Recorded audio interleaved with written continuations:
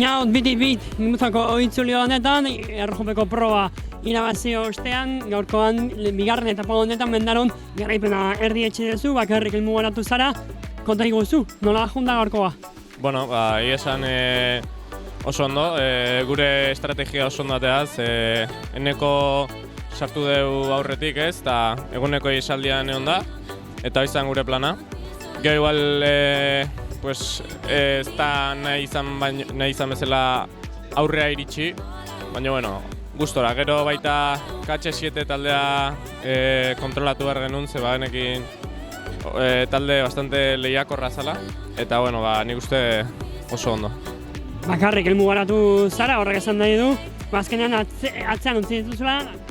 Bai, lehengo urten igotze genuen, eta nintzen oso ondo batzen, baina banekin gorra zala eta azkeneko rampa hortan arrankatu jot eta bakarrik iristea lortuet. Biare txekoa. Bai, a ber. Espero ezu? Bueno, nik espero oso gorra izango dela eta oso polita aldi beren. Baina nik uste gerra emango deula eta polita jongo dela. Borak eta proba hutsa. Bai.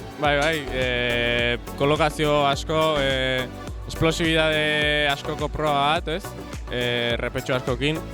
Baina bueno, ikusko duzu. Zorionak. Eskerrik asko.